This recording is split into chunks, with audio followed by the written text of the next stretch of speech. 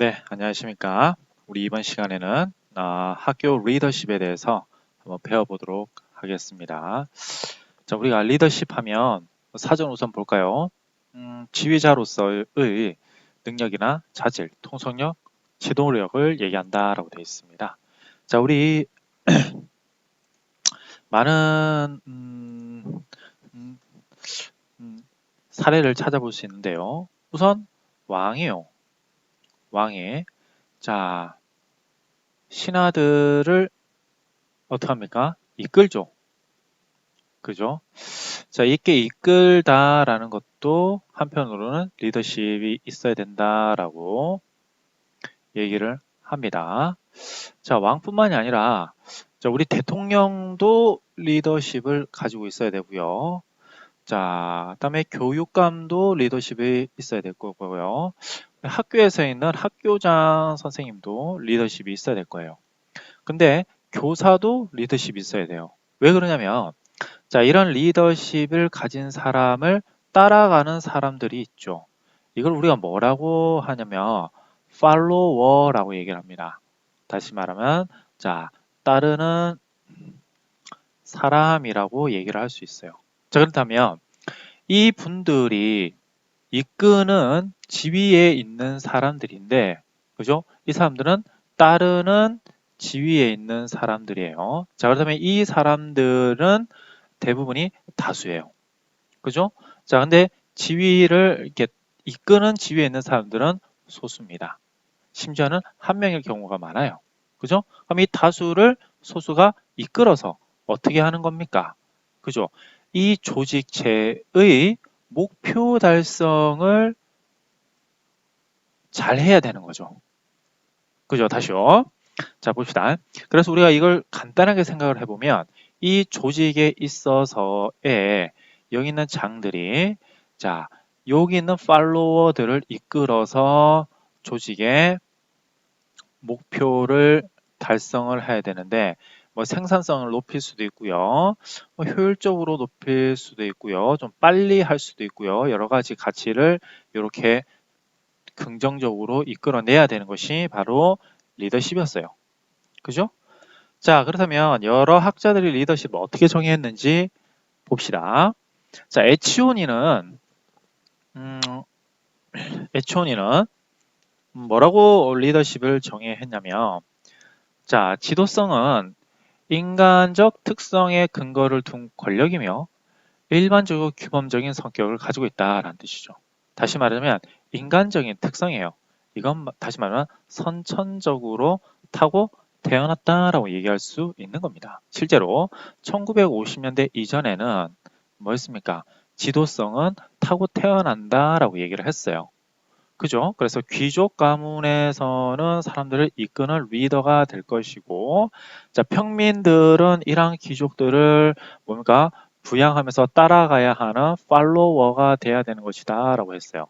자, 이것은 선천적으로 우리가 타고 태어난 것이다 라고 얘기를 한다라는 거죠. 에초니는 그렇게 봤어요. 자, 피들러는 이거에 대해서 반박을 했겠죠. 그렇죠? 자, 지도자는 과업 수행과 관련된 지단이 아니라 집단 행동이죠.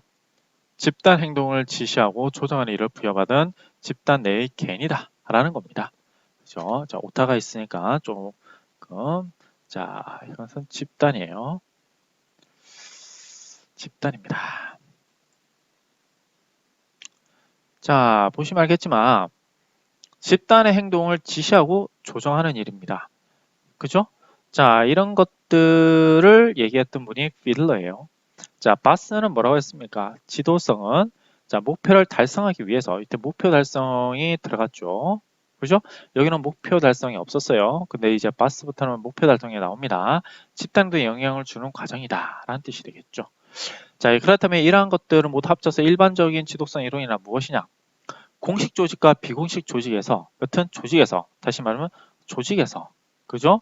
자, 이끌어가는 사람과 이에 따른 사람 다시요. 이끄는 사람과 그죠?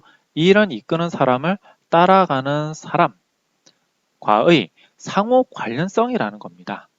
그죠? 이게 상호 관계를 원활히 유지시켜 주는 일을 우리는 일반적으로 지도성 이론이다라고 얘기를 한다라는 거죠. 그죠? 자, 그렇다면 이것이 학교의 상황이라면, 다시 말하면 교육을 하는 상황이라면 이 지도성이 어떻게 발현될까요? 하나씩 보도록 하겠습니다. 자, 교육에서 지도성의 의미부터 봅니다. 서지오 바니 선생님이 얘기를 하셨는데요. 자, 지도성은 학부모, 교사, 학생들이 지도자의 비전에 따르도록 영향을 주는 것이다 라는 거죠. 그죠? 자, 여기서 중요한 건 뭐라고요? 비전을 따르도록 영향을 주는 거고요. 다음에 지도성은 학부모, 교사, 학생들이 그들의 당면한 문제를 확인하고 이해를 해야 되며 해결책을 찾도록 영향을 주는 것을 의미한다라는 것이죠. 세 번째로, 지도성은 학부모, 교사, 학생들의 요구를 충족하려면 목표를 추구할 뿐만 아니라 목표와 그들을 보다 더 높은 도덕적 수준을 향상시켜주는 것을 의미한다라는 뜻이 되겠죠. 자, 교육에서의 지도성은 그러니까 이런 의미를 가지고 있는데, 네 번째는 지도성은 학부모, 교사, 학생들이 공동의 인연과 이상에 기함으로써 그들이 경험하는 목적과 의미를 고양시키는 것이다 라는 뜻이 되겠죠. 다시 말하자면, 자, 어떤 비전도 제시해야 되고요.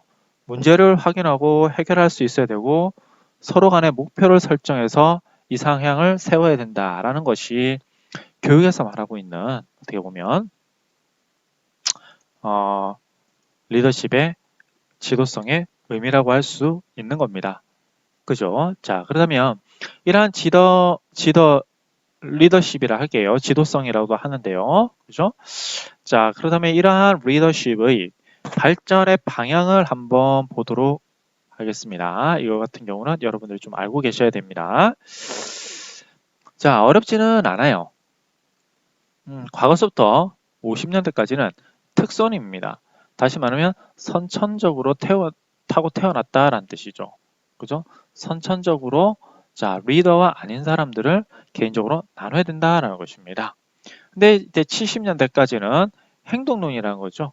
자, 이게 뭐냐면 타고 태어난 사람 중에 왕 중에 어떤 왕은 좋은 왕이 있는가 하면, 그죠? 어떤 왕은 배드예요. 근데 선천적으로 태어났으면 모두 다 좋아야 되는데 그렇지가 않다는 거죠. 자, 그렇다면 이렇게 선천적으로 태어난 것은 잘못이다라고 해가지고, 자, 리더는 만들어지는 거다. 다시 말하면 교육되어지는 거다. 그렇다면 이런 교육에 있어서 행동을 받아들여야 되는 것이 아닌가라고 하는 말들이 이제 70년대에 나온 겁니다. 그래서 리더십의 효과는 리더 행동에 따라서 달라진다라는 것이죠. 바로 행동론을 이제 주장하게 된 거죠. 따라서 리더는 이러한 자, 행동을 하셔야 되는 겁니다. 그런 리더들이 정말 좋은 리더예요 라고 얘기하는 거예요.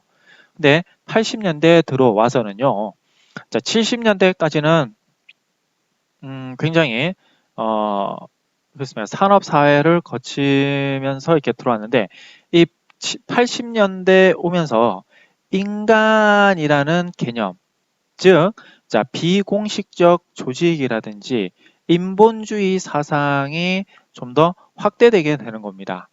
자, 그렇다면 봅시다. 리더십의 효과는 상황에 따라 달라질 수 있다라는 뜻이죠. 다시 봐요. 이런 행동도 해보고 이렇게 타고 태어났는데도, 자, 어떻게 하면 잘 될 수도 있고 또는 뭡니까? 못 될 수도 있어요. 자, 그러니까 이것은 뭐랍니까?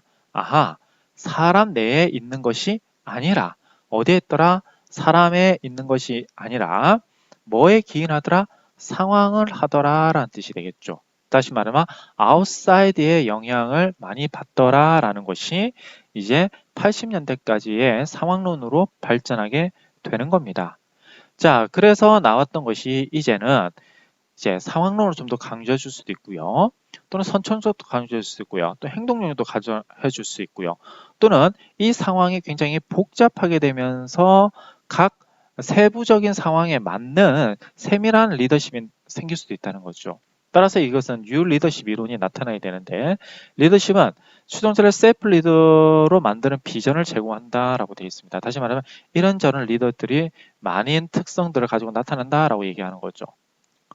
자, 그렇다면 이러한 우리가 이런 것들을 순차적으로 한번 바라보도록 알아보도록 하겠습니다. 그 중에 첫 번째로 자, 전통적 리더십 이론에 대해서 한번 생각해 봅시다. 자, 첫 번째로 특성적 접근, 전통적 리더십 이론은요. 첫 번째로 특성적 접근이 있고 행동적 접근이 있고 자, 그 다음에 우리가 그래요. 이거 같은 경우는 이렇게 해줘야 되겠죠?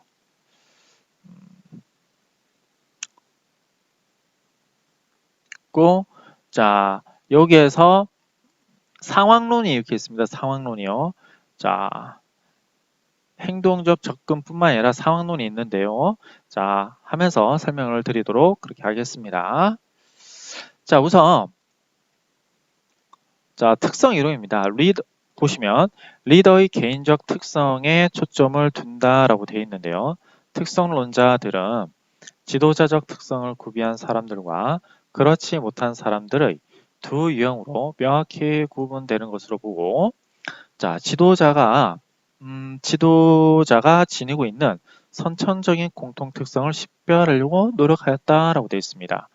자, 그런데 이런 사람들의 가지고 있는 한계가 뭐냐면 자, 특성들 간의 공통점이 결여되어 있다라는 뜻이 되겠죠. 다시 말하면 거스 히딩크 2000 감독이 있죠. 2000년대 월드컵을 우리 4강까지 이끌었던 자, 그 감독과 그죠? 자, 또 다른 감독 예를 들자면 우리 홍명보 감독이 있다고 해봅시다. 분명히 성공한 감독이긴 하나 약간의 차이점이 있다라는 것이죠. 그죠? 공통된 특성이 있는 게 아니에요. 그리고 어떤 특성이 더 낫다라고 우선순위를 정할 수도 없습니다. 자, 또한 여러 특성 중에 지도자 역할을 효율적으로 수행하는 데 있어서 어느 특성이 더 필요하고 덜 필요한지도 구별할 수가 없어요. 이러한 이유 때문에 그죠? 자, 선천적으로 타고 태어났던 특성론적인 접근은 많은 한계를 드러내게 됩니다.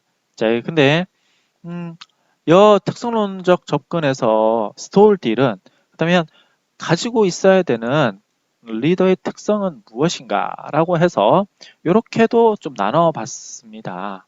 맨 처음에는 재능이 있어야 되고요. 재능은 지능도 좀 높아야 되고 언어 유창성도 있고 도창력도 있어야 돼요. 자, 성취도입니다.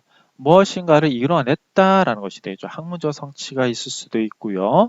또는 지식이 좀 더 다른 사람에 비해서 많이 있어야 된다라고 얘기를 했어요. 책임도 있어야 되고요. 뭐 솔선수범돼야 되고 한 번만 하는 것이 아니라 그 인내를 가지고 꾸준히 해나가는 책임감도 있어야 되고요. 참여도 있어야 되고 지위도 어느 정도 있어야지만 자 리더가 된다라고 얘기를 했던 것입니다. 하지만 이런 것 하나하나들을 자 우선순위를 정할 수도 없을 뿐만이 아니라 자 과거에 있는 그 지도자들을 성공한 지도자를 분석을 해보니까 이런 것들이 있을 수도 있고 없을 수도 있다 이 말이죠. 자 그래서 특성론적 접근이 한계를 가진 다음에 나타나는 것이 이제는 그들의 행동 자체를 봐야 되지 않냐라고 하는 것입니다. 그래서 자 행동론적 접근의 입장은 지도자가 어떤 행동을 하느냐를 분석의 초점으로 잡는 거죠. 이것은 다시 말하면 유전적인 접근을 하는 거고요. 이것은 행동에 초점을 둔다라는 것입니다. 다분히 사회학적인 접근을 취하고 있다라고 얘기를 할 수가 있습니다. 자, 그렇다면 하나씩 보죠. 자, 성공적 리더의 행동 방식을 알아내기 위한 방법으로 효과적인이라고 합시다. 자, 효과적인 리더와 비효과적인 리더의 행동을 비교하여 리더가 나타나는 행동 양식을 유형화하였다. 이때 그러니까 지도자가 어떠한 사람인가 보다는 지도자가 어떤 행동을 하느냐를 분석을 하고 지도자가 나타낸 행동 양식의 차이점을 유형화하는 자 지도성 유형론에 초점을 좀 더 기울였다라는 점입니다. 따라서 우리가 앞으로 보게 되는 레빈이라든지 슈미트라든지 오치 대학에서 했던 거라든지요, 몰튼의 연구에서는 좋은 사람과 나쁜 사람이 좀 나눠져 있어요. 그죠? 자, 그래서 행태적 접근은 자, 공식적인 지도자를 대상으로 선정을 하였고, 면접관적 편정을 통해서 지도성 행동을 평가하였고, 일반적 또는 특수의 지도성 행동과 관련된 것을 개인 집단 조직 변인 검토를 하여 개인 변임의 행동 변임의 상호 관련성을 검증했다라는 뜻이에요. 다시 말하자면 여러 지도자 중에서 자, 성공한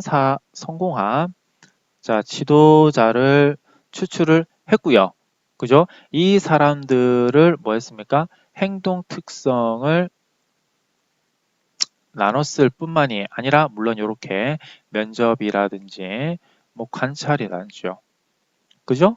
자, 행동 특성뿐만이 아니라 또 요 A라는 사람이 있다고 합시다. 성공한 A 지도자가 있으면 이거에 대해서 행동 특성뿐만이 아니라 이렇게 개인적인 요인과 이렇게 집단적인 요인으로 나누어 봤다라는 것이죠. 이렇게. 그죠? 개인적 요인은 예를 들자면 말을 잘하더라, 지능이 높더라 이런 식으로요. 창의력이 있더라 이런 것들은 개인적 요인이 되겠죠. 자, 집단적 요인은 그 개인이 속한 집단이 됩니다. 자, 이거 굉장히 중요한데요. 1반과 3반의 자, 성적 차이가 납니다. 왜 그러냐면 1반을 가르치는 선생님들의 문제도 있겠지만 1반이 우선 우월하다고 얘기해 봅시다. 그러면 집단적 특성 때문에 저 성적이 올라가죠. 마찬가지로 집단적 특성을 이 성공한 지도자들에서 배제를 시켜봐야 될 것이 필요한 것이죠. 이와 마찬가지로 개인적 특성도 배제를 시켜야 되고 오로지 행동 특성만을 뽑아내야 되기 때문에 이러한 연구 절차로 행동적 접근을 했던 것입니다. 자, 그러면 우리가 이런 행동적 접근의 학자들을 대표적으로 한 몇몇 분을 알아보도록 하죠. 네. 자, 그러면 우선 행동의 성공한 그 리더자들의 특성을 분석한 행동을 분석한 학자 중에 대표적으로 우리 레빈을 볼 수 있습니다. 장 이론을 이렇게 좀 주장하셨던 분인데요. 아이오와 대학에서 연구죠. 레빈, 리피트, 화이트. 자, 이분들은요, 이렇게 하나, 둘, 세 유형으로 나눴어요. 자, 권위형도 있고, 민주형도 있고, 자유방임형도 있다. 자, 그러면 권위형의 리더들은 어떤 특성을 가지고 있냐면, 자, 이렇게 구분을 하고요. 특성을 가지면 일반적 명령을 하더라. 자, 그래서 직무 수행 중점과 지도자가 결정하고 명령을 하는 특성을 보이더라. 하지만 이와 반대로 민주형이라는 것은 부하의 적극적인 참여를 이끌어내는데 그러기 위해서 필요한 것은 인간관계를 중시하다라는 뜻이 되겠죠. 자, 인간관계를 중시하기 위해서는 집단의 결정과 객관적 기준으로 평가를 하더라라는 것입니다. 자, 반면에 자유방임형이 있습니다. 결정권을 대폭 위임하는 거죠. 부하 능력을 신뢰하는 사람이다. 그렇게 해서 우리가 레빈, 리피트, 화이트의 연구로 이렇게 세 개의 행동 유형을 한번 봤습니다. 1차원적이죠. 자, 그런 다음에 나왔던 게 이제 터너반과 슈미트입니다. 테네반과 슈미트인데요. 이분들도 1차원적이에요. 그죠? 다시 말하면 우리가 말하면 수평선상에서 자, 자유방임형이 있고요. 예를 들자면 이렇게 합시다. 자, 어떤 수평선을 X축이 있다 해봅시다. X축에. 자, 권한 위임 정도라고 해봅시다. 권한 위임 정도가 많고요. 여기는 권한 위임 정도가 적어요. 그죠? 권한 위임 정도가 많은 사람은 자유방임형이고요. 자, 권한 위임 정도가 적은 사람은 예를 들면 권위형이에요. 자, 이쯤에 민주형이 있겠네요. 이런 식으로 1차원적으로 바라보는 사람들이 이 사람이고 터너반과 슈미트예요. 그러니까 터너반과 슈미트는 어떻게 그러면 1차원적인 축을 마련해내고 있냐면 우선 경영자 중심의 권위적인 어떠한 지도자와 구성원 중심의 민주적 지도자로 구분을 했는데요. 여기 보시면 과업지향적인 권위주의자가 있고 관계지향적인 민주자. 자, 관계지향적인 인간 혹은 어떤 정이라든지 이런 부분을 강조해 주는 거고요. 과업지향이라는 건요. 생산성과 이런 것들을 위주로 보고 있는 겁니다. 그러니까 우리가 보면 우리가 실수를 합니다. 실수. 그죠? 실수에 대해서 권위주의자는 타박을 하겠죠. 너 왜 그렇게 못해서 이렇게 해요? 하지만 이게 서 인간주의자라고 하고요. 혹은 관계주의자라는 건 그럴 수도 있지 뭐. 이렇게 해서 용인을 해줍니다. 그죠? 자, 타박과 벌을 주는 것 외에서 실력과 용인. 요 관계가 1차원적인 축이라는 거죠. 자, 그러면 자, 과업지향형이다. 권위주의자는 것은 리더의 권한이 상당히 높고요. 자, 관계주의자는 것 부하의 재량이 리더의 권한이 낮아지면서도 부하의 권한이 높아지죠. 이러한 관계가 이렇게 사선으로 쭉 하게 되는 겁니다. 따라서 이것을 세 단계로 역시 나눠봤는데요.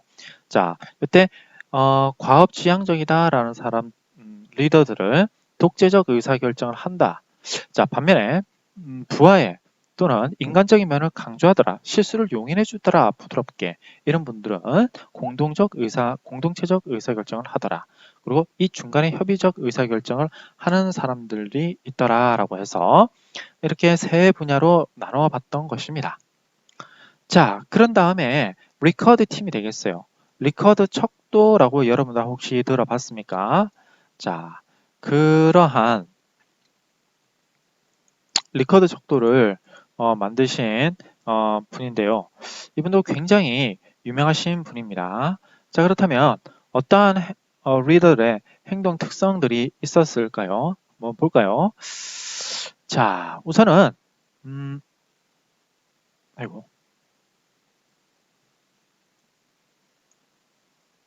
자, 우선은 이렇게 봅시다. 연구의 초점은 집단의 성과를 높이는데 가장 효과적인 리더 행동을 밝히는 것이다 라는 것이죠. 그렇죠? 밝히는 것이다.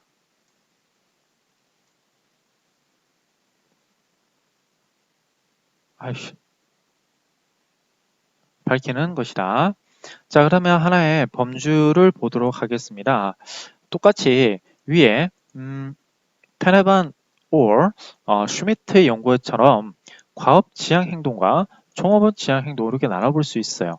그렇죠? 일의 우선이냐 아니면 사람이 우선이냐 라고 했을 때 자, 네 단계로 나눴다는 것이죠.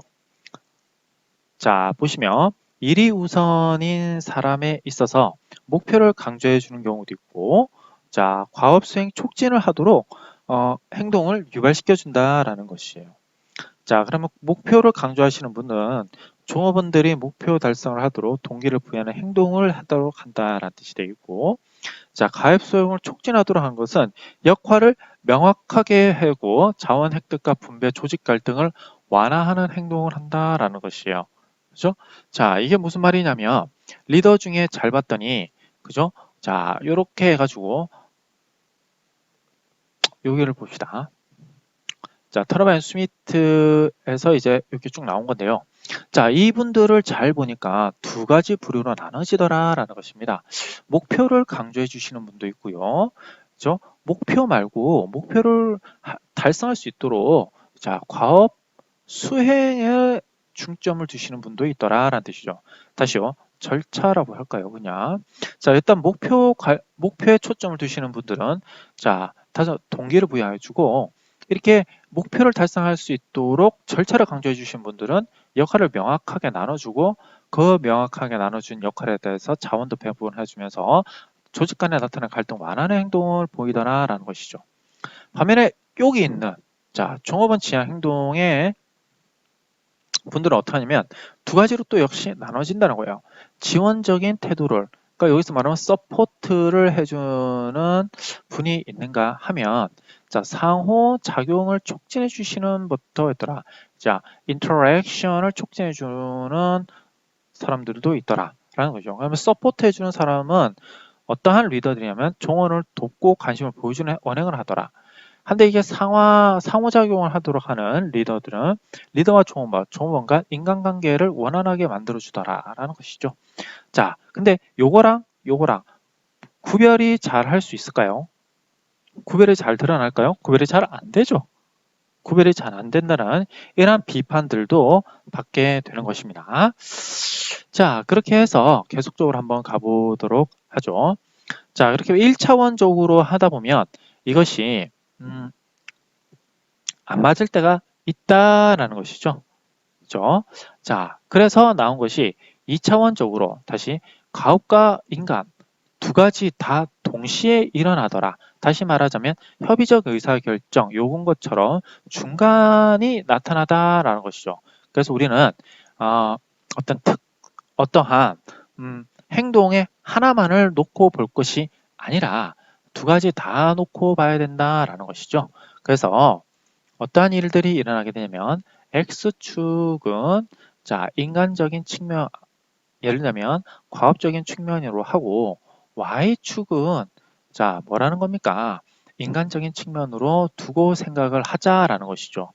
자 그래서 나온 것이 할핀 앤더 쿤의 오하이오 주립대학 연구가 되는 것입니다. 그죠? 자 이분들은 LB DQ라고 해서 Reader Behavior 행동이죠. Behavior 자 다음에 Description 이 기술이죠. 자 리더의 행동 기술 Questionnaires 자 질문지를 만드는 거예요. 그래서 이렇게 나타내는데 여기 나오죠. LBDQ 자 그렇다면 이렇게 두 가지로 나눠놨는데 인화 중심과 어떻게 보면 과업 중심으로요. 그렇다고 해서 인화가 높은 신분과 또는 과업이 높고 낮고 이렇게 인화가 높고 낮고를 해서 네 단계로 나눴다는 것이죠. 자 여기 볼까요? 낮은 구조 주도와 높은 배려성을 가지고 있죠. 여기는 낮은 배려성과 낮은 구조 주도가 되겠죠. 그죠? 자, 다음에 여기는 높은 구조주도와 높은 배려성이 되겠죠. 이분은 정말 대단하신 분이 되겠네요. 자, 여기는 뭡니까? 높은 구조주도와 낮은 배려성을 가지고 자, 그래서 1, 2, 3, 4 4개의 단계로 4개로 구별을 했는데요. 지도자 행태의 기술 질문지를 이용한 자, LBDQ를 이용한 조사 연구에서 지도자 행태를 구조 중심과 배려 중심으로 구분하였다라는 뜻이 되겠습니다. 그래서 우리가 보시자면 이런 것은 이쪽으로 가는 사람이 있다라고 하면 구조주도형 리더십이라고 하고 이쪽으로 가면 배려형 리더십이다. 근데 이러한 것들을 네 부분으로 좀 나눠놨다라고 하는 거죠. 자, 다시요. 1차원과 또 다른 1차원, 그래서 2차원으로 우리가 보고 있는 겁니다. 자, 이 연구에서 좀 더 발전되고 이제 리커드 팀이 이전 연구에서는 인간적인 측면만을 강조했는데 이제는 그게 아니라 어떻게 한다는 겁니까? 그죠? 2차원적으로 다시 본다는 거죠. 자, 권위형과 민주형이 있는데 권위형은 체제 1, 2, 민주형은 3, 4 이렇게 나눠져요. 자, 그래서 수탈적 권위형 그죠? 관리자 일방적으로 결정하고 너희들은 따라와 하는 거죠. 약간의 뭐 카리스마적이고 독단적이고 막 그렇습니다. 자, 온정적 수는 야, 우리 이거 해야 되지 않겠니? 라고 해가지고 하지만 이 부분에 있어서 넌 이 정도는 네가 하고 너가 하고 이것은 또 다른 너가 하고 요건 내가 할게 라고 해가지고 내가 결정했지만 잘 따라올래? 라고 하는 것이 온정적 권위형이에요. 자, 민주형은 이게 아니죠. 자, 주요 정책만 상급자 결정하고 그러니까 주요 정책만 상급자 결정하고 나머지는 니네들이 하라라는 것이죠. 다시 말하면 골만 결정해주고 그 자기는 게임이라든지 뭐 오브젝티브라든지요 프로그램 같은 것들은 너희들이 다 해라고 하는 겁니다. 참여형 민주주의는 이것조차도 안 하는 거예요. 그죠? 리더가 모든 결정에 학업자가 참여하도록 하는 것이다 라는 것이 되겠죠. 자, 여기 보시면 왜 이건 2차원적이냐면 권위형과 민주형으로 1차로 나누고 다시 이것을 수탈과 온정적으로 협의와 참여적으로 또 다시 나누게 되는 것이죠. 그죠? 자, 그렇게 해서 이것은 또 다른 1차 이렇게 해서 2차다라고 우리가 보고 있는 겁니다. 그죠? 좋아요. 자, 그 다음에 나타나는 게 블레이크 앤드 몰튼의 관리망입니다. 자, 여기서 보시면 조금 제가 몇 가지를 기술해 드릴게요. 인간관계를. 자, 더 중요시하는 측과 직무 중심의 지도성을 중시하는 양측에 대한 절충론으로 관리자망 이론을 제시하여 지도성 유형을 무기력형과 사교형 또는 과업형, 중도형 또는 팀형 등으로 분류하였다라는 것이죠. 자, 그래요. 자, 그러면 이러한 것들을 다시 보면 어려운 것이 아니라, 자, 우리 이렇게 봅시다. 인간 중시하시는 분이 있고 또 생산을 중시하시는 분이 있어요. 자, 여기 보시면 1,1이고 이건 9죠. 자, 그러니까 생산을 9단계로 나눴던 것입니다. 그죠? 자, 그러면 생산을 1, 2, 3, 4, 5, 6, 7, 8, 9, 10에서 9 이런 식으로요. 여기도 인간 중심을 1, 2, 3, 4, 5, 6, 7, 8, 9 이런 식으로요. 자, 이때가 인간관계가 높은 거고요. 이때가 9가 생산성이 높은 것으로 이렇게 구는 거. 그래서 1-9, 9-9, 5-5, 1-1, 9-1 이렇게 나눠본 거예요. 그죠? 자, 1-1은 뭐냐면, 자, 우리가 무기력형이라고 하기도 하고, 여기 아니죠. 자, 1-1로 가겠습니다. 자, 1-1은 여기죠. 자, 인간도 낮고 생산도 낮게 하는, 자, 무기력형이라고 얘기할 수 있습니다. 이건 아주 빈약한 것이죠. 여기는 빈약형이라고 나와 있네요. 자, 1-9라는 것은 인간은 되게 중시하지만 생산은 그렇게 크게 보지 않는 경우도 있습니다. 그죠? 자, 이거 같은 경우는 우리가 뭐라고 할 수 있겠습니까? 바로 친목형이라고도 얘기할 수 있겠죠. 그죠? 다시 말하면 사교형이다라고 얘기할 수 있는 거, 사교형이 1-9인 거죠. 그죠? 자, 그렇다면 9-1이라는 것은 뭐가 됩니까? 과업형이죠. 이것은 인간관계보다는 무조건 일을 먼저 해야 되는 것이다. 일을 끝내야 되는 것이에요. 자, 9-9라는 것은 팀형이 되는데, 자, 인간관계도 중요하게 여겨야 되겠지만, 그에 못지않게 생산도 많이 해야 되는 것입니다. 그죠? 자, 9-9라는 것은 탄압형, 어떻게 보면 팀형인데, 자, 요게 요렇게 가야 되고, 요렇게 가야 되고, 요렇게 가야 되겠죠. 근데 이것이 굉장히 어려운 이상형이다라고 얘기할 수도 있는 겁니다. 이해가시죠? 자, 그러면 5-5는 뭐가요? 중도형이죠. 굉장히 중도형이고, 다시 말하면 절충형이다라고 얘기할 수 있는 겁니다. 그죠? 자, 그래서 1-9 같은 경우는 우정을 좀 더 중요시하기도 하고, 그죠? 1-1은 최소한의 노력은 해야 되지 않겠니? 라고 얘기도 해볼 수 있는 것이죠. 자, 여기서 여러분들이 하나 알고 계셔야 되는 것은요. 자, 이 특성, 이 특성, 이 특성, 이 특성에 맞도록 어떻게 지도를 해야 할까요? 다시 말하자면, 그죠? 자, 이 9-1이라고 해보겠습니다. 여기에 있는 지도자는 자, 뭡니까? 9-1이라는 것은 과업형이에요. 그죠? 과업을 굉장히 중요시하는 리더입니다. 그죠? 이 리더한테 있어서는요, 권위를 굉장히 중요시 여겨요. 그리고 복종을 되게 조직원들의 복종을 따르도록 복종을 강요합니다. 그죠? 그래서 인적 요인의 개입을 최소화하는 방향으로 작업 조건을 마련하여 능률성을 제고한다라고 보시면 돼요. 자, 그래서 이러한 사람들에게는 어떻게 능률성을 올리도록 해야 될까요? 자, 9-1번한테 맞는 능력성을 오르기 위해서 여러분들은 어떻게 해야 될 것 같습니까? 다시요. 여러분들이 교장 선생님이에요.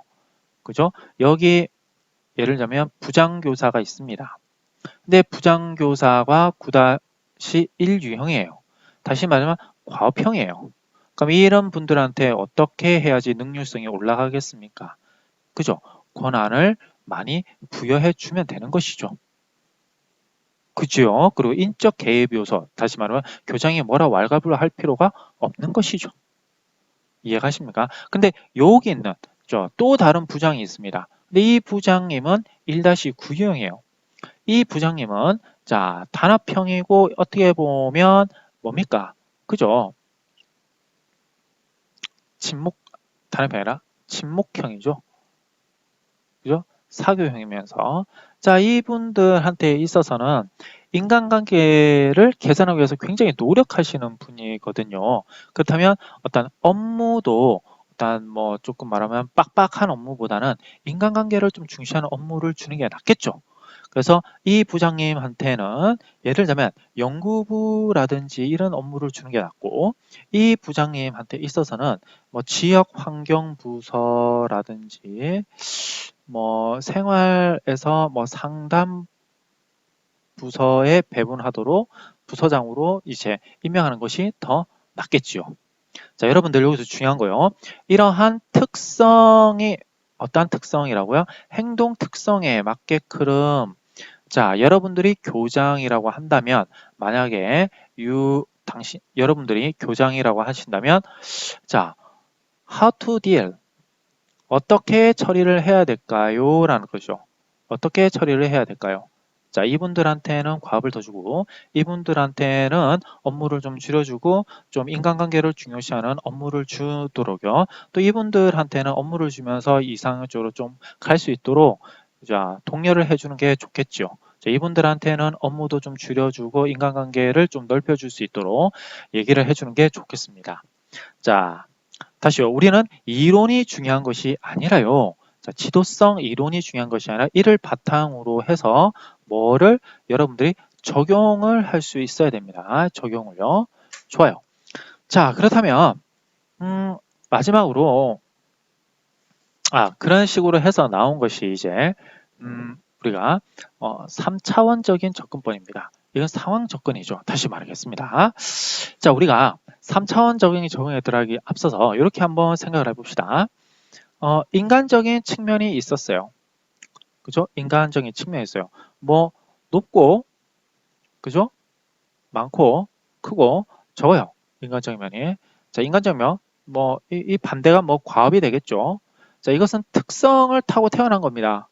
그죠? 예를 들자면 특성을 타고 태어난 거고요. 이 Y축은 뭐가 될까요? 그래요. 직원들과의 관계예요. 업무에 대한 대응하는 방법. 권한의 위임 정도. 그죠? 권한이 많고, 권한이 적다.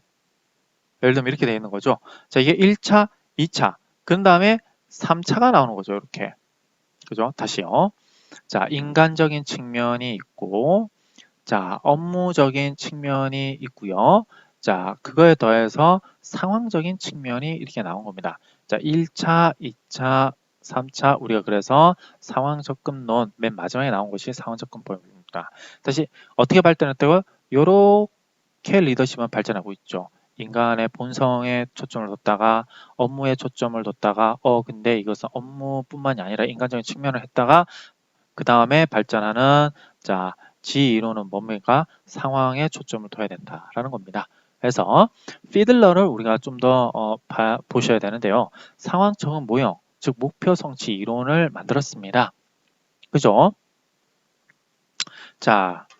그렇다면 제가 좀 추가를 했는데요. 상황 적응 리더십 이론의 특징 한번 보도록 하겠습니다. 상황 적응 이론은 어느 하나의 지독성 유형이 효과적이거나 이상적이라고 보는 것은 비현실적이다라는 것이죠. 왜냐하면 상황이 굉장히 빠르게도 변하고 동시다발적으로 나타나는데 하나의 특성만을 넣는다고 하는 것이 과연 의미가 있는가라는 비판이 되는 거죠. 따라서 어떤 유형이 되겠죠. 그죠? 유형이 되는 겁니다. 어떤 유형의 지도성도 상황 여하에 따라 효과적일 수도 있고 또는 비효과적일 수도 있다고 본다. 상황 적응적 접근은 복합 조직의 핵심적 문제인 불확실성과 관련을 갖는다라는 뜻이 되겠죠. 자, 그렇습니다. 지도성을 이해하기 위해서는 그래서 자, 네 가지 개념, 즉 지도자의 특성, 상황의 성격, 지도자의 행위, 지도자의 효과성과의 관계를 알아야 한다라고 되어 있었는데요. 호이앤 미스켈 선생님들의 연구에 의하자면 지도자 행위에 영향을 주는 지도성의 상황 요인을 네 가지로 만들어 봤습니다. 그죠? 자, 여기 보시면 자, 봐요. 상황 이론이라는 것은 최소한 네 가지가 있어야 된다라는 뜻인데요. 자, 지도자의 특성, 상황적 특성, 지도자의 행위와 지도자 효과성과의 관계라는 것이죠. 자, 근데 여기에서 보면 지도성의 이 상황적 성격에 대해서 호이앤 미스켈 선생님들은 이렇게 네 가지로 한번 분류를 해봤다라는 것이죠. 첫 번째는 조직의 구조적 속성. 자, 조직이 이런 조직이냐 또는 이런 조직이냐 또는 이런 조직이냐에 따라서 달라진다는 거죠. 뭐가요? 지도성이요. 그죠? 자, 규모, 계층, 구조, 공식화, 기술 정도에 따라서 조직의 구조적 속성이 달라지는데 이것이 상황의 요인이더라. 자, 다음으로 지위의 권력 또는 과업의 형태와 난이도, 처리 규칙, 만족과 수행에 대한 기대, 역할 특성에 따라서도 상황 요인이 달라진다. 풍토, 개방성, 참여 정도, 집단 분위기의 가치 규범, 내부 환경, 외부 환경은 복잡성, 안전성, 불확실성을 자본 의존성, 제도화 뭐 이런 것들이 있는데요. 이런 것들을 한마디로 해서 복잡성이라는 것이죠. 자, 어떤 조직체 안에서 일어나는 것도 있고요. 밖에서 일어나는 것도 있고요. 어떤 조직을 구성하고 있는 특성도 있고요. 여러 가지가 다발적으로 일어나더라. 이 복잡성입니다. 그죠? 자, 그래서 이게 불확실성, 복합적. 그래서 우리는 상황 적응적으로 리더십을 봐야 된다라고 하는 겁니다. 자, 그렇다면 첫 번째로 피들러의 상황 적응 모형에 대해서 얘기를 한번 해보도록 하겠습니다. 자, 기본적인 여기 우선 보고 가시죠. 개념은 상황 변화에 따라 효과적인 리더십 형태는 다르다라는 뜻이 되겠죠. 상황이 변화되었어요. 리더십은 달라지는 거죠. 다시 한번 보도록 하겠습니다. 이렇게 되는 거죠. 자, 이렇게 합시다. 1학기는요, 우리가 오프라인 수업이었어요. 근데 코로나 바이러스가 퍼지면서 2학기는 이것은 언제나 예를 드는 겁니다, 여러분들. 자, 예를 들은 거예요. 자, 2학기가 돼서 온라인 수업으로 바뀌어야만 됩니다. 이랬을 때 이 교사의 학생을 다루는 이 리더십은 어떻게 해야 될까요? 변화돼야 되는 것이죠, 우선은. 그죠? 다시 뭐에 따라서? 상황 변화에 따라서 효과적인 리더십의 형태는 변화된다라는 것이에요. 다시요. 상황이 변화되면요. 그에 맞춰서 리더십도 어떻게 해야 되더라? 변화돼야 된다라고 얘기하는 겁니다. 자, 그렇다면 어떻게 변화를 해야 하는가라는 거죠. 자, 그것은 LPC 점수를 쓰는데요. Least Preferred Co-worker라는 뜻입니다.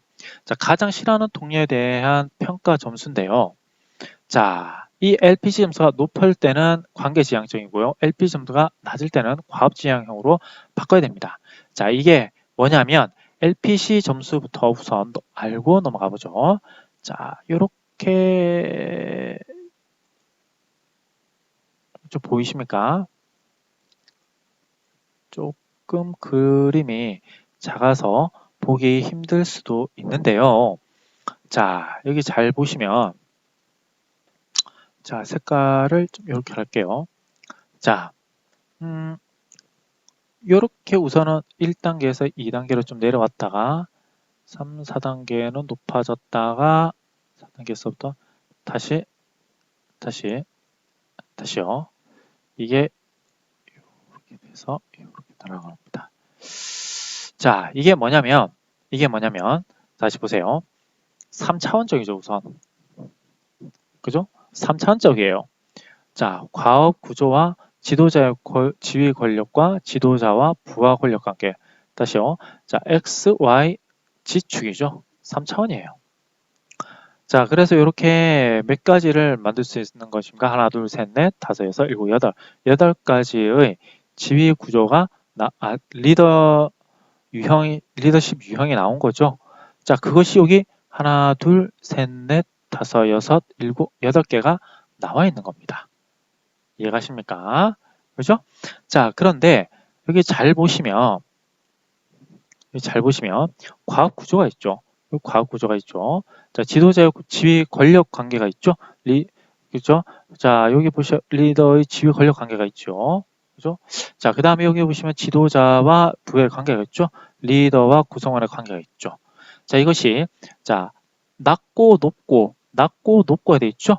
여기도 낮고 높고 이렇게 돼 있고, 자, 그렇다면 거기에 맞춰서 상황의 호의성이란 게 있습니다. 그죠? 자, 그러면 리더 하나씩 봅시다. 리더의 구성원이 양호하고 불량이고, 과학 구조가 구조적, 비구조적, 리더의 지휘 권력은 강약 이렇게 나온 거죠. 그래서 8개가 나왔는데, 자, 그러면 자, 여기 보세요. 상황의 호의성에 호의적인 상황이 있고 비호의적인 상황이 있습니다. 그런데 이러한 것들 8점 척도로 된 이런 문항지가 있습니다. LPC 문항지가 있어요. 여기 LPC 문항이 있습니다. 이 문항이 18개의 문항으로 구성되어져 있어요. 그죠? 자, 그래서 만약에 이게 이런 식으로 나타난다. 이게 아니고요. 자, 보통 이렇게 나타나는데요. 자, 이렇게 이 유형이 낮게 나타나는 사람들은 우리가 뭐라고 할 수 있습니까? 과업 구조형이다 라고 얘기를 할 수 있고요. 이렇게 높아지는 사람이 있다라고 하면 관계 지향형이다 라고 얘기를 할 수 있는 겁니다. 그죠? 그죠?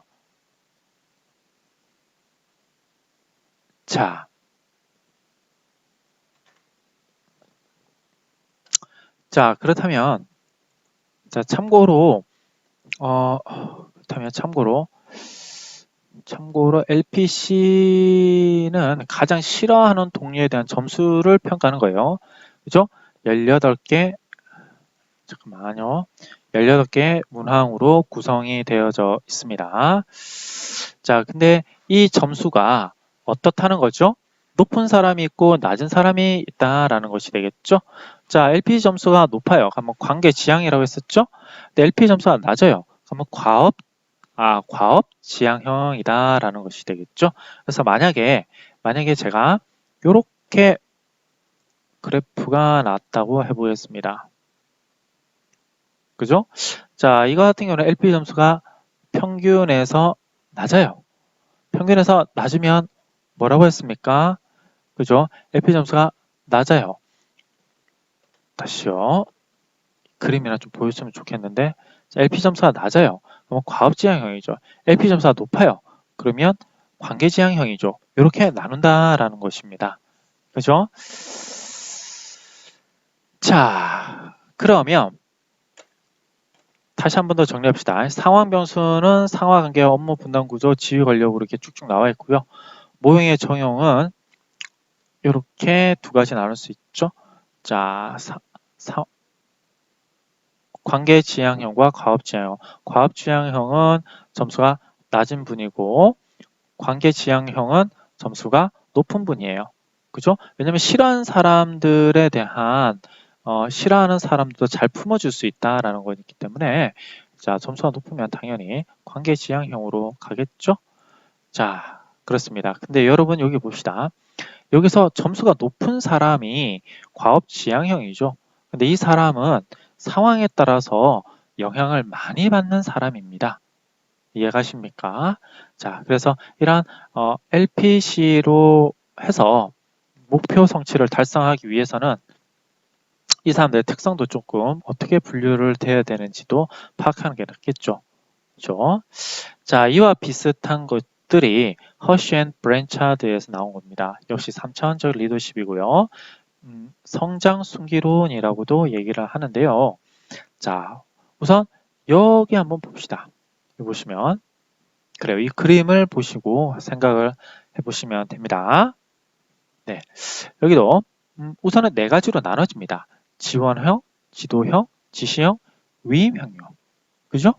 자, 근데 여기 보면 대단히 높음, 높음, 낮음, 대단히 낮음이 돼 있죠? 뭐가 그렇습니까? 구성원들의 성숙도가 그런 겁니다. 그죠? 자, 구성원들의 성숙도가 이렇게 조금 낮은, 잠깐만요. 자, 이 그림을 어떻게 표현한가 좀 달라서 그랬는데요. 여기 잠깐만 봅시다. 자, 이건 세 가지 요인들이 이렇게 있는 거죠. 뭐가 있습니까? 그래요. 구성원들의 성숙도, 그 다음에 과업지향형, 구성원의 성숙도 첫 번째, 과업지향형 두 번째, 세 번째는 자, 인간 지향, 관계 지향성으로 세 번째가 나오죠. 그죠? 우리가 기존에는 과업과 인간 관계만 봤는데 여기서는 허쉬의 브랜치한들은 구성원의 성숙도까지 넣은 거예요. 그러니까 3차원이죠. 그죠? 자, 근데 여기 보시면 여기가 낮고요. 여기가 높습니다. 자, 과업 지향도 낮고, 자, 그 다음에 구성원의 성숙도도 낮아요. 그죠? 근데 관계성은 어떻습니까? 요게 높고요. 요게 낮은 겁니다. 낮아요. 그죠? 자, 여기 봅시다. 이 지시형은 어떤 사람이에요? 자, 인간관계도 낮고요. 자, 그 다음에 일도 못하고요. 자, 그 다음에 뭡니까? 성숙하지도 못해요. 그죠? 구성원들이 어떠한 성수도 또 없어요. 그죠? 자, 이럴 때는 지시를 해야 되는 거죠. 자, 반면에 여기 봅시다. 자, 인간관계가 높아요. 그죠? 자, 그 다음에 과업은 못해요. 그죠? 하지만 성숙도 안 돼 있어요. 그러면 성숙하지 못해서 일을 못하는 거구나 라고 해가지고 지도를 해주면 잘 먹히겠죠. 자, 이때 지도 그냥 하면 안 되겠죠. 설득을 해야 되겠죠. 그래서 이게 지도형이 되지만 설득형이라고도 얘기를 합니다.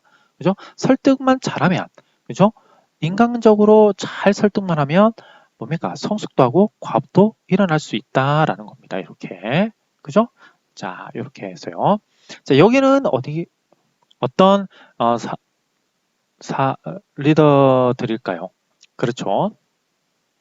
이거 지금 리더에 대해서 얘기를 하고 있는 겁니다. 구성원들에 대해서 얘기하고 있는 게 아니에요. 그죠? 자, 구성원들의 성숙도가 낮고 과업도 안 되고 인간관계를 중시하는 리더에게 있어서는 설득형의 리더더라라는 거예요. 그럼 이분들은 어떻게, 그죠? 이분들은 어떻게 해야 할까? 어떻게요? 생산성을 높이기 위해서. 자, 이분들한테 있어서는 인간관계를 중시하기 때문에 인간관계 측면에서 요렇게 조금 구성원들을 이끌어 가라 이렇게 하는 거죠.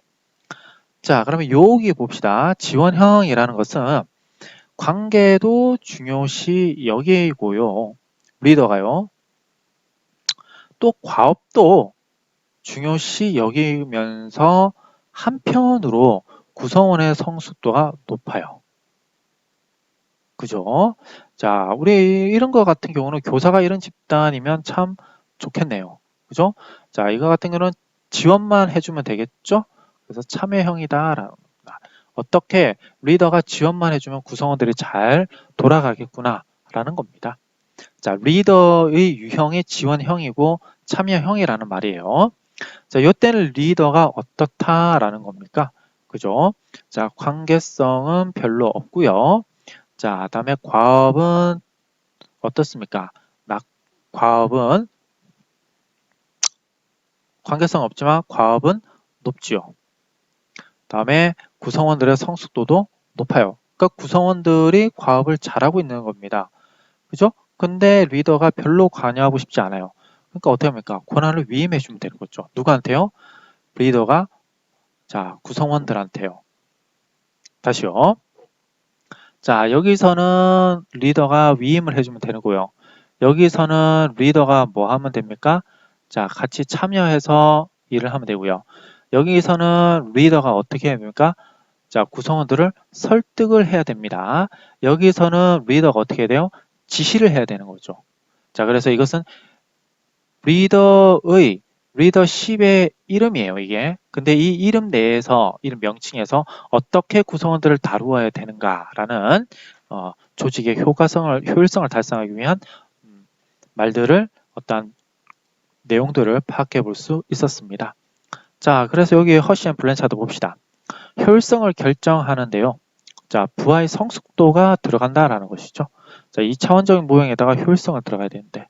자, 그래서 이때의 부하의 성숙도는 인간 라이프 사이클에 따라서 달라진다라는 뜻이 되겠죠. 또한 직무 성숙도 플러스 심리적 성숙도도 포함되어 있더라라는 것입니다. 그죠? 자, 그럼 부하의 성숙도가 높고 중간이고 낮다라고 했을 때 어떻게 해야 되느냐라는 겁니다. 그랬을 때 부하의 성숙도가 낮아요. 그럴 때는 지시적 과업형 지향형으로 해야 되고 부하의 성숙도가 높아요. 분권적 과업형으로 권한을 대폭 위임해 줘야 되는 것이죠.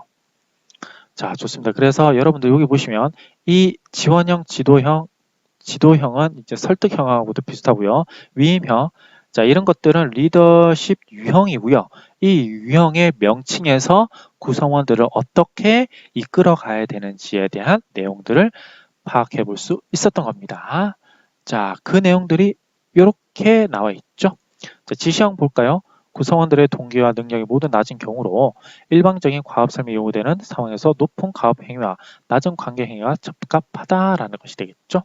위임형 봅시다. 위임형은 어디 있습니까? 자, 요게 돼 있죠. 어떤 게 돼 있어요? 과업과 과업은 높게 하지만 관계성은 좀 낮게 하고 구성원들의 성숙도도 높아요. 자, 그랬을 때 봅시다. 구성원들의 능력과 동기 모두 높은 경우로 자, 과업과 관계성 행위는 모두 줄이고 권한을 대폭 위임하는 것이 바람직하다라는 것이 되겠죠. 자, 그래서 여러분들 이 명칭을 보고 어떻게 구성원들을 이끌어 가야 되는지 그런 부분들을 자, 정확하게 아셔야 됩니다.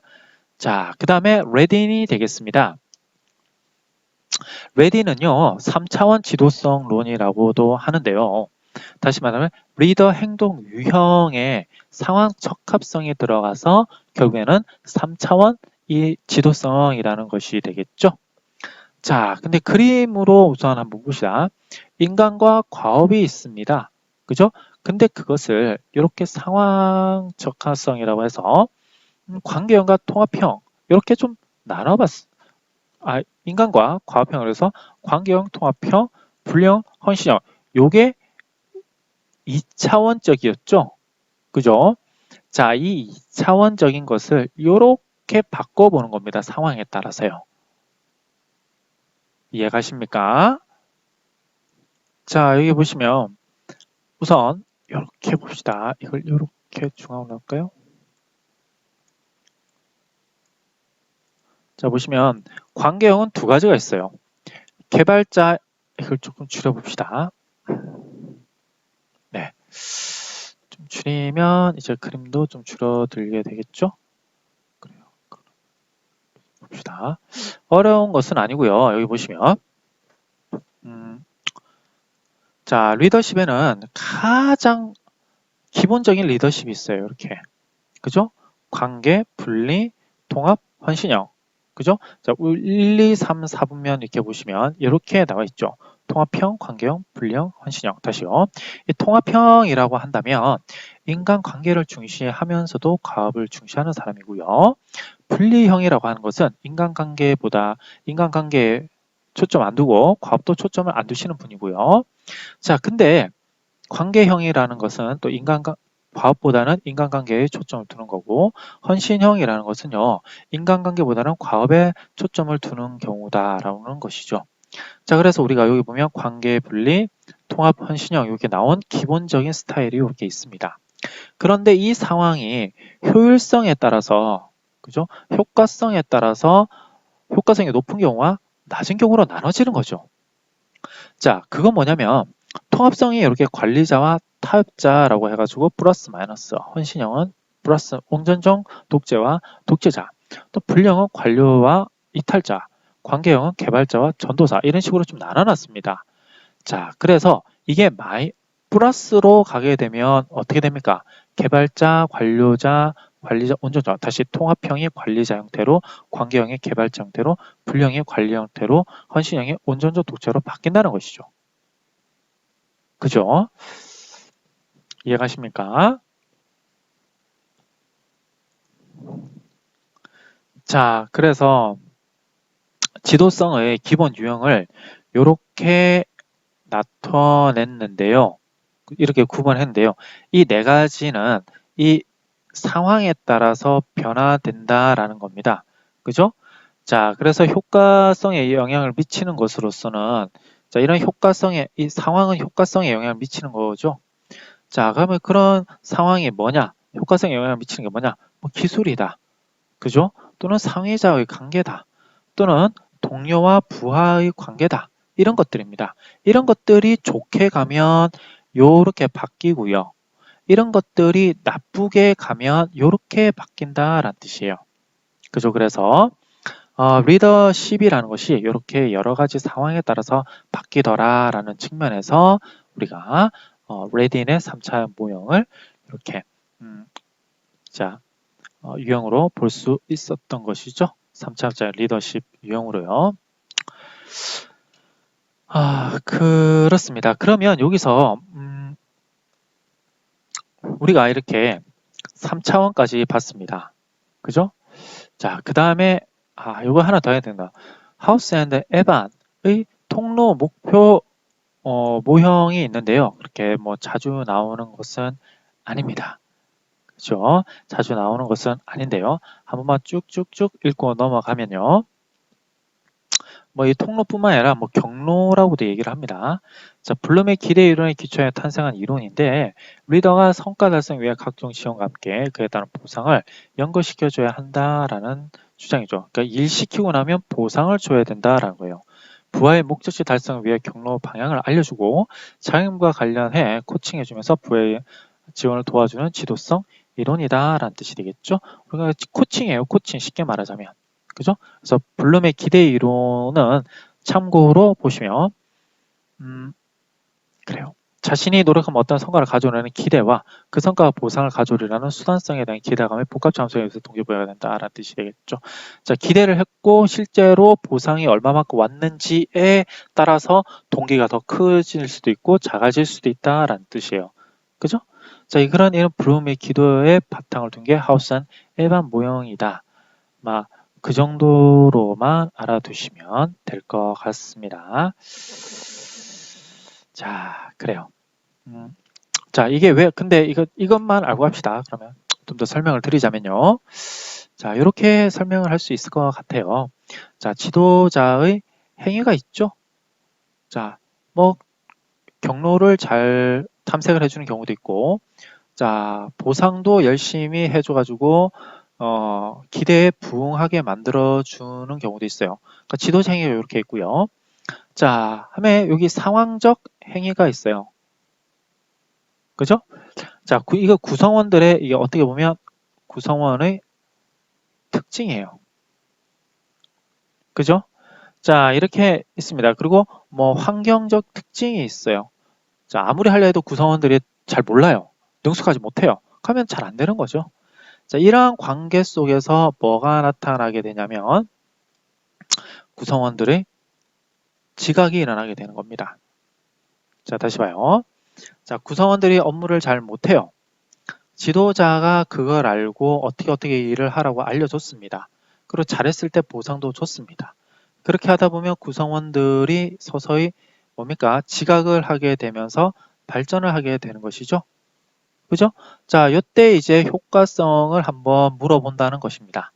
그죠? 다시. 그래서 1차, 2차, 3차.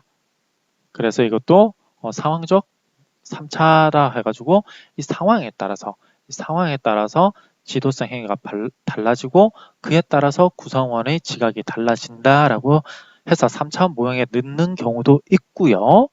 하지만 이것은 명백하게 상황에 따라서 지도성이 달라지기 때문에 상황 이론으로 분류를 하곤 합니다. 그죠? 자, 알아봐 두시면 될 것 같고요. 자, 여기까지 해서 우리가 지도성 이론에 대해서 1, 2, 3차 그리고 지도성이 무엇인지에 대해서 한번 생각을 했습니다. 자, 그 다음에 좀 쉰 다음에 새로운 리더십 이론 이제 들어가도록 하겠습니다.